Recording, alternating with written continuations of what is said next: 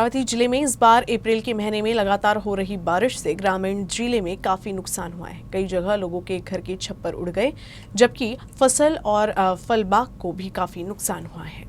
मंगलवार को अमरावती जिले के कई हिस्सों में तेज हवाओं के साथ बारिश हुई। इस बेमौसम बारिश से धामनगांव रेलवे तहसील सबसे ज्यादा प्रभावित हुआ है। धामनगांव तहसील के मंगरूल, दस्तगीर, चिंचोली, आष्टा में भारी नुकसान हुआ है। ऐसे ही भातकुली मंडल में ओलावृष्टि से ग्रीष्मकालीन फसलों को भारी नुकसान हुआ है। राजस्व विभाग ने जानकारी दी है कि कुछ घरों के छप्पर भी उड़ गए हैं। उसलगव्हान गाँव में कई घरों के छप्पर उड़ गए हैं।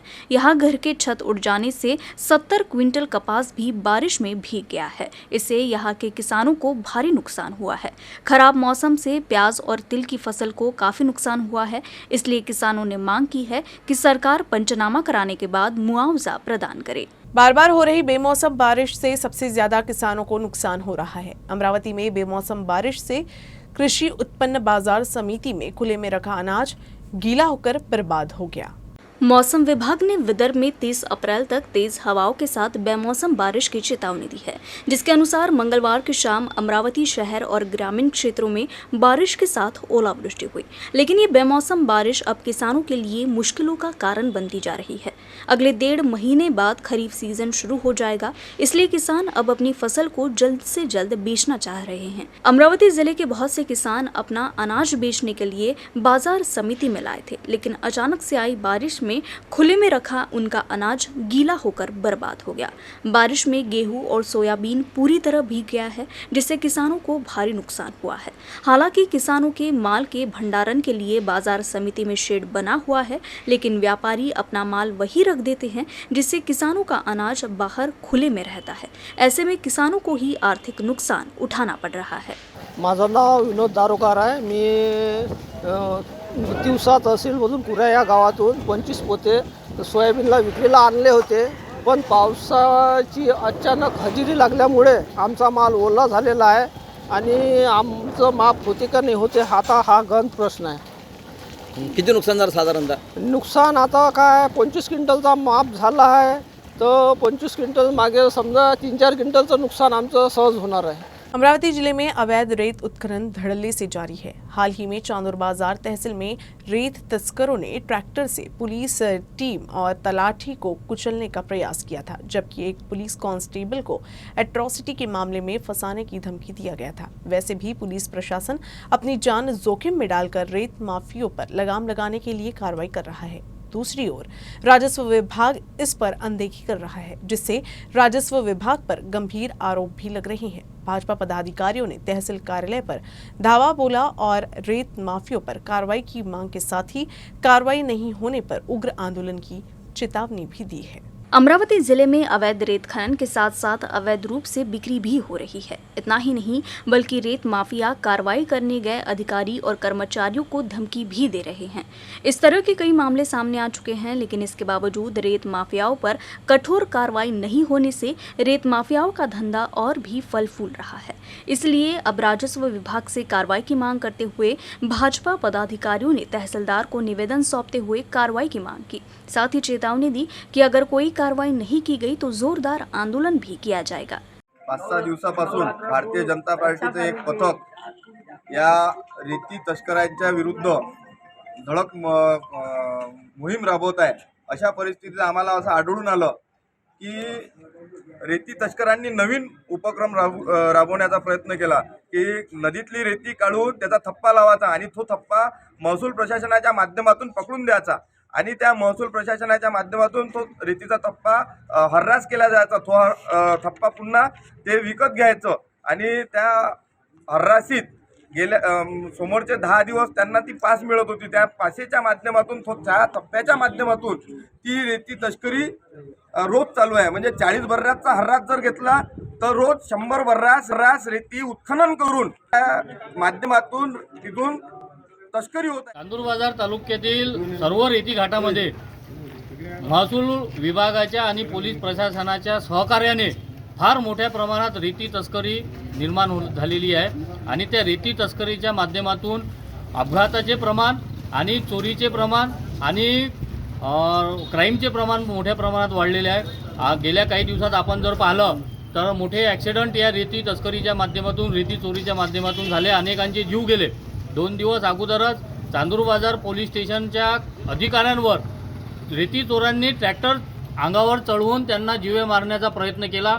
तशा प्रकारचे 307चा गुन्हा, 353चा गुन्हा पुलिस स्टेशन में दाखिल झालेला है। बुल्ढाना जिले में 309 किसानों से 10 करोड़ से अधिक की ठगी का सनसनीखेज मामला सामने आया है। मेहकर तहसील के व्यापारी कैलाश ढवले और उनके बेटे आशीष ने आसपास के कई गांव के किसानों को सोयाबीन का अधिक दाम देने का झांसा देकर उनसे सोयाबीन की खरीदारी की, लेकिन कई महीने बीतने के बाद भी किसानों को पैसा नहीं दिया। इस मामले में अब पुलिस थाने में शिकायत दर्ज कराई गई है। हालांकि दोनों ठगबाज पिता पुत्र फरार है। बेमौसम बरसात और ओलावृष्टि से बेहाल बुल्ढाना जिले के किसानों के साथ एक और धोखाधड़ी का बड़ा मामला सामने आया है। यहाँ किसानों के साथ उनकी उपज खरीदने के नाम पर करोड़ों रुपए की ठगी हुई है। महकर तहसील के देउलगांव सारकशा के व्यापारी कैलाश ढवले, उनके बेटे आशीष ढवले ने आसपास के गांव के किसानों को सोयाबीन की अधिक कीमत देने का झांसा देकर किसानों से सोयाबीन खरीदा था, लेकिन 3 महीने बीतने के बाद भी अभी तक किसानों को पैसे नहीं मिले, जिसके बाद किसानों को अपने साथ ठगी का एहसास हुआ। राधाकृष्ण ढवळे आणि आशिष कैलाश ढवळे हे दोन्ही व्यापारी म्हणून आले आणि आमच्या गावचे संबंध असल्याच्यानं आम्ही त्याच्यावर विश्वास ठेवून त्यांना सोयाबीन दिली। पण एका महिन्याची जबानवर सोयाबीन दिल्या होत्या, पण ते एक पहिले ज्याच्या सोयाबीन घेतल्या त्याचे पैसे त्यांनी दिले म्हणून सर्वांचा विश्वास त्याच्यावर पटला आणि म्हणून गावातून भरपूर लोक त्याच्या विश्वासावर सोयाबीन द्यायला लागले, म्हणून आम्ही बी त्याला सोयाबीन दिली। पण त्याने 1 महिना झाला, मग 2 महिने झाले, 3 महिने झाले, आता असे 3-4 महिने होऊन गेले, पण आता पैसे ते देत नाहीत। तुम्ही आम्हाला 7,000ची लालूच दाखवली, आम्ही दिली। मग असं करून करून आम्ही आता महिना गेला, 2 महिने गेले, 3रा महिना लागला, ते आता फरार झाला। मग आता त्याला काय विलास करा, आता मरायचीच बाजू आहे ना आम्हाला। मग आता आमच्या घरी लग्न आहे, आमची मागणी आहे की आम्हाला पैसे द्यावा त्यानं आणि आमच्या समजा मुक्त हुआ। इस संबंध में किसानों ने निजी व्यापारी कैलाश ढवले और आशीष ढवले के खिलाफ धोखाधड़ी का मामला दर्ज कराया है। 300 से अधिक किसानों के साथ पिता पुत्र ने 10 करोड़ से भी अधिक की ठगी की है। फिलहाल इस मामले में पुलिस आरोपी पिता पुत्र की तलाश कर रही है। देऊळगाव साखरशा व आजूबाजूच्या परिसरातील लोकांनी आता 35 लोकांनी आतापर्यंत आमच्याकडे तक्रार अर्ज दिलेले आहे। त्यांची कैलाश ढवळे तसेच त्यांचा मुलगा आशिष ढवळे यांनी सोयाबीन तूर याची खरेदी करून ती जास्त दराने भाव देतो असे म्हणून खरेदी करून फसवणूक केलेली आहे। त्याची सदर प्रकरणाची चौकशी चालू आहे व सदर प्रकरणात योग्य ती कायदेशीर कारवाई करण्यात येते। इस तरह से किसानों के साथ हुई ठगी का ये बड़ा मामला है। अब देखना होगा कि पुलिस इन आरोपियों को सलाखों के पीछे कब तक पहुंचाती है। Fahim Deshmukh, UCN news, Buldhana. सरकारी चना खरीद का लक्ष्य पूरा होने की बात कहकर अमरावती जिले में नाफेड़ के 46 सरकारी चना खरीदी केंद्रों को अचानक 10 दिनों से बंद कर दिया गया है। इसलिए किसानों द्वारा पंजीयन कराने के बावजूद हजारों क्विंटल चना किसानों के घरों में पड़ा हुआ है। नाफेड़ की सरकारी खरीद में चने की खरीदी 5,335 रुपये प्रति क्विंटल है, लेकिन चना खरीदी बंद होने से किसानों को निजी मंडी में चना बेचना पड़ रहा है। लेकिन निजी बाजार में कीमत 4,600 रुपये होने से किसानों को प्रति क्विंटल 700 से 800 रुपये का नुकसान उठाना पड़ रहा है। पहले से ही भारी बारिश और ओलावृष्टि से जूझ रहे किसानों को अब अपनी कृषि उपज बेचने में घाटा उठाना पड़ रहा है। ऐसे में किसानों की मांग है कि सरकार जल्द से जल्द सरकारी खरीद शुरू करे। नाफेडनं शासनाची खरेदी चालू केली आणि काही कास्तकाराचा माल घेतला गेला आणि काही अचानक बंद झाल्यामुळे कास्तकाराचा माल घेतला जाऊन नाही राहिला आणि चण्याच्या खरेदीत शासनाच्या आणि बाहेरच्या भावात 1000 रुपयाची तफावत आहे। तरी कास्तकाराचा माल हजारो क्विंटल घरी पडून आहे आणि कास्तकाराचं त्यात फार मोठं नुकसान होऊन राहिलं आणि अवकाळी पाऊस, गारपीट याच्यामुळं कास्तकार हैराण झाला आहे। त्यामुळे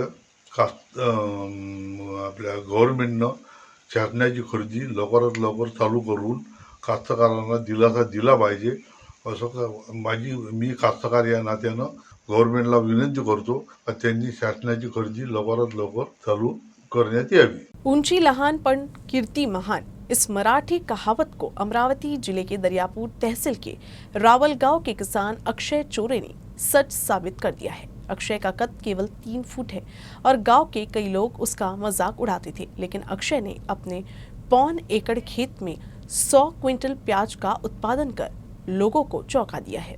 देखते हैं एक खास रिपोर्ट।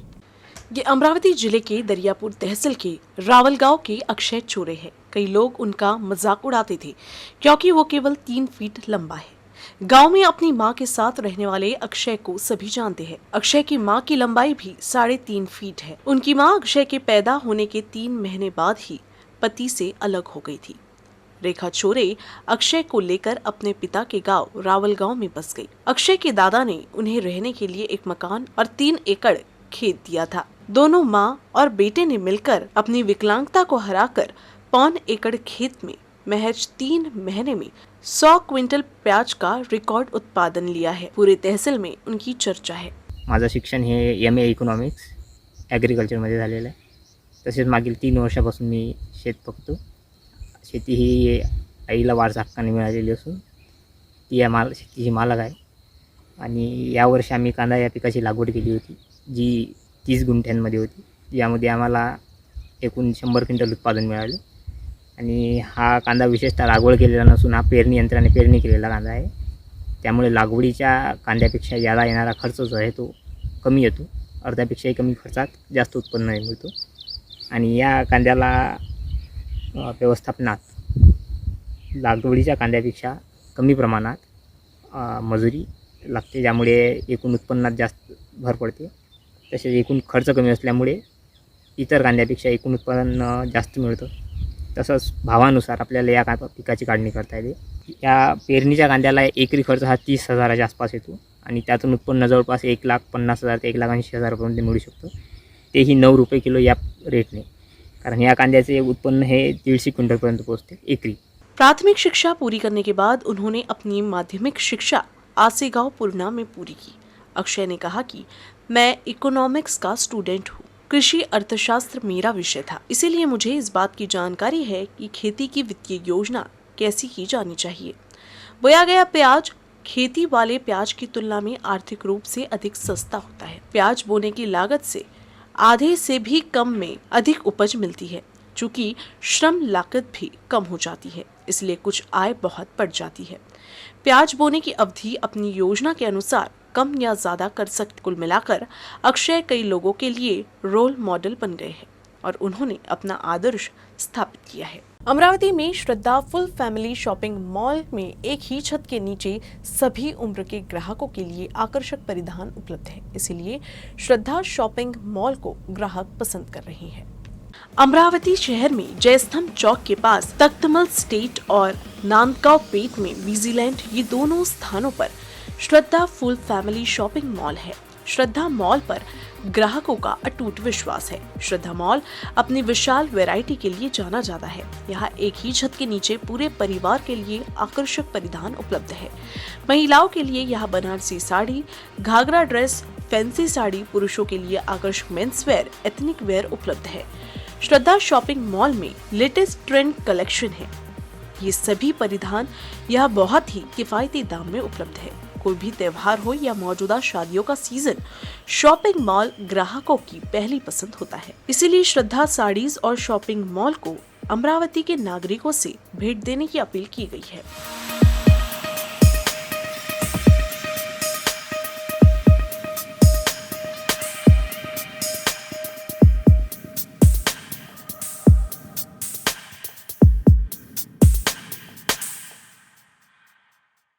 ग्रामीण क्षेत्रों के साथ शहर में भी तेज बारिश से वातावरण ठंडा हो गया है। बारिशी टाकली मूर्तिजापुर तहसील में तेज हवा व ओलावृष्टि से किसान व नागरिक बेहाल हो गए हैं।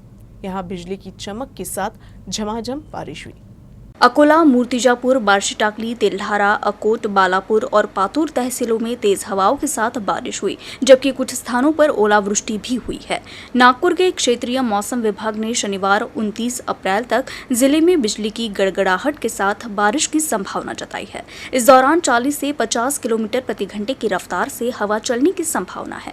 इस दौरान जिले के किसानों को अपनी फसलों को नुकसान से बचाने के लिए सावधानी बरतनी चाहिए। कृषि उपज को सुरक्षित स्थान पर संग्रहित किया जाना चाहिए। बिक्री के लिए लाए गए माल को मंडी समिति में भी सुरक्षित रखा जाना चाहिए। बिजली गिरने और ओलों से बचे, सुरक्षित जगह पर आश्रय ले, ऐसे निर्देश जिलाधिकारी कार्यालय के आपदा प्रबंधन कक्ष ने दिए हैं। नायब तहसीलदार SP ढवले ने नागरिकों से दिए गए निर्देशों का पालन करने की अपील की है। बैठक की सूचना देने के बाद भी जिला परिषद के कई बैठकों में कई बार जिम्मेदार अधिकारी नदारद रहते हैं। वित्त समिति की बैठक में भी कुछ यही देखने को मिला। महिला बाल कल्याण एवं पशुपालन विभाग के अधिकारियों के अनुपस्थित रहने से विभाग की समीक्षा नहीं हो पाने के कारण वित्त सभापति व जिला परिषद के उपाध्यक्ष ने संबंधित अधिकारियों पर कार्रवाई के आदेश दिए हैं। जिला परिषद वित्त समिति की सभा सभापति और जिला परिषद उपाध्यक्ष सुनील फाटकर की अध्यक्षता में संपन्न हुई। इस बैठक में महिला एवं बाल कल्याण विभाग तथा पशुपालन विभाग के संबंधित अधिकारी अनुपस्थित रहने के कारण समीक्षा नहीं हो सकी। बैठक की सूचना देने और प्रत्यक्ष बुलाने के बावजूद शिवसेना सदस्य गायत्री कांबे, वर्षा वजीरे ने बैठक में अनुपस्थिति का मुद्दा उठाया और संबंधित के खिलाफ कार्रवाई की मांग की। इस मौके पर उपाध्यक्ष एवं वित्त समिति के सभापति सुनील फाटकर ने बैठक में अनुपस्थित रहने वाले अधिकारियों के खिलाफ कार्रवाई करने का आदेश दिया। उपाध्यक्ष एवं वित्त समिति के सभापति सुनील फाटकर की अध्यक्षता में हुई बैठक में वर्षा वजीरे, गायत्री कांबे, विनोद देशमुख उपस्थित। न्यूज रूम से बस इतना ही। खबरों का सिलसिला यूं ही चलता रहेगा। आप देखते रहिएगा UCN न्यूज अमरावती।